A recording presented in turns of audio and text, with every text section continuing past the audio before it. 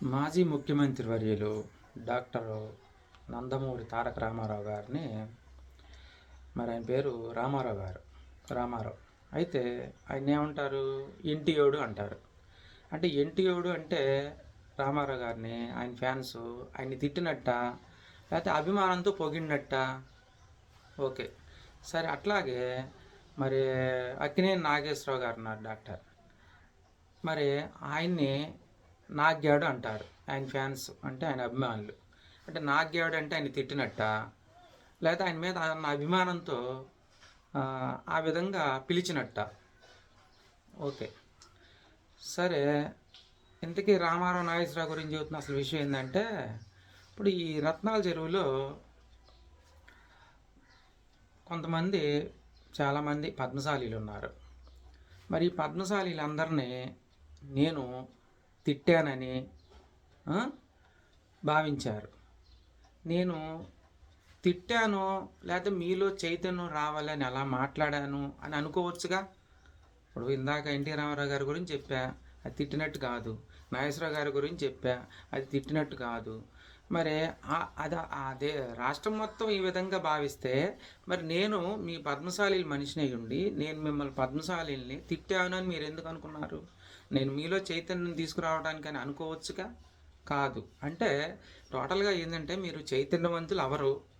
ఒకవేళ ఎవడన్నా చైతన్యవంతుడు అయ్యి ఒక సమస్య మీద పోరాడుతుంటే ఆ పోరాటానికి నిలబడరు. లేదు, ఆ సమస్యకు సంబంధించి ఒక లెటర్ రాసి సంతకాలు పెట్టమంటే అర్జీ మీద సంతకాలు పెట్టరు. ఈ విధంగా ఉండటం వల్లనే మరి అక్కడ ఉన్న రోడ్డు పక్కన ఎస్సీలు కడ్డారుల మీద స్నానాలు చేయటం, పేకాటలాడటం, మందు అవ్వటం చేస్తున్నారు. పైగా అదేమన్నా నా ఇంట్లో పర్సనల్ విషయమా?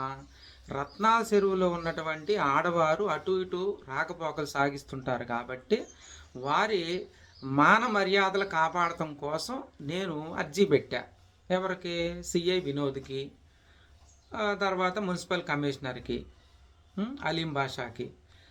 వాళ్ళు 4 నెలలైనా పట్టించుకోకుండా సోద్యం చూడటం వల్ల ఈలోపు వాళ్ళు కక్ష పెంచుకున్నారు. ఆ విషయం కూడా నేను సిఐ వినోద్కి చెప్పడం, లెటర్ ఇవ్వడం జరిగింది.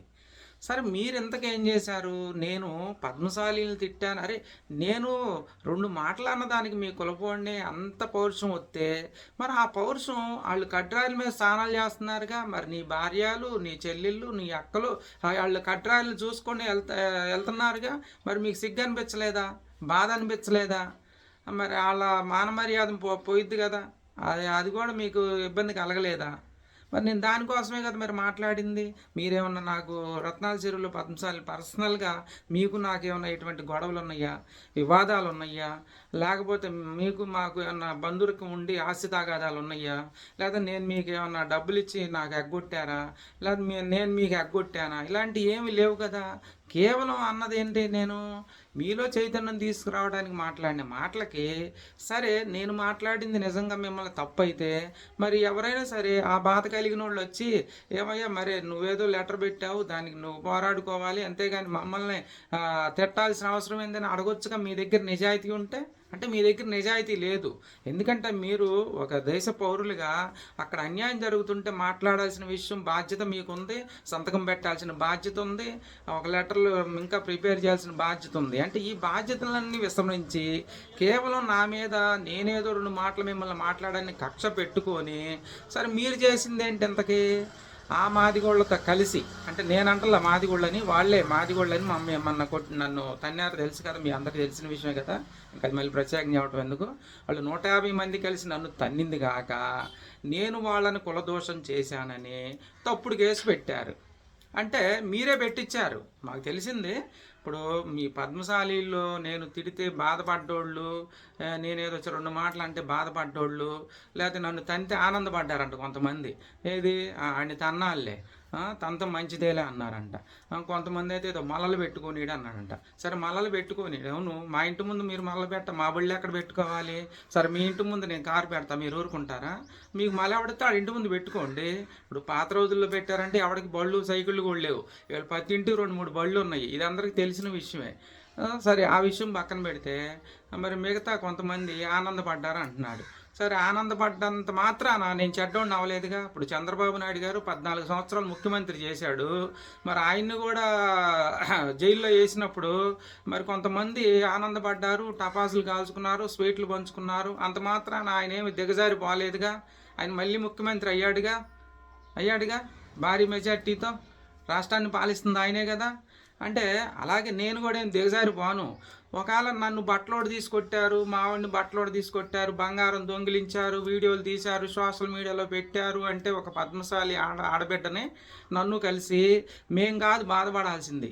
పైగా ఇంకొక ఆమె ఆ కొట్టిన వాళ్ళల్లో మనకు తెలిసిన వాళ్ళతో అంటుందంట, ఏమని, ఇంకా మీ ఓనర్ దేంటన్నా దూకి సావలేదా, అంత బట్టలోడు తీసుకొట్టినా కూడా పరుగు పోయి అని అందంట.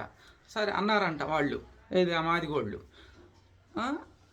అంటే సరే నేను వాళ్ళకి చెప్తున్నా, వాళ్ళకి కావనండి, మన పద్మశాలీలు కావనండి, మరి నిజంగా అంత సిగ్గు అంటే నాకు సిగ్గుపోయేలా కొట్టారు కాబట్టి నేను దేంటన్నా దూకి సావాల్సింది ఎవరు నిజంగా సావాల్సింది అంటే ఒక మనిషిని కొడటానికి 150 మంది మాదిగలు కలిసి సందు అసలు ఒక సందులో స్నానం చేస్తున్నారని మనం పెడితే అక్కడున్న 4-5 సందులు కలిసి మొత్తం మూకమ్మడిగా మాట్లాడుకొని ఒక మనిషిని కొడటానికి 150 మంది కలిసి కొట్టినందుకు, ఒక ఆడదాని బట్టలు ఊడదీసి నగ్న ఫోటోలు సోషల్ మీడియాలో పెట్టినందుకు వాళ్ళు సావాలా, లేకపోతే ఇదంతా చూస్తున్న రత్నాల చెరువు పద్మశాలీలు ఏంటో ఉన్న దూకి సావాలా, లేకపోతే మీరు మాదిగోళ్లతో కలిసి మీరు చైతన్యవంతులు అవ్వండిరా, సమస్యల మీద పోరాడరా అని నేను చెప్తే అది కక్ష పెట్టుకున్నందుకు మరి మీరు ఏమీ చేయలేక ఆ మాదిగోళ్లతో కలిసి నన్ను కొట్టించినందుకు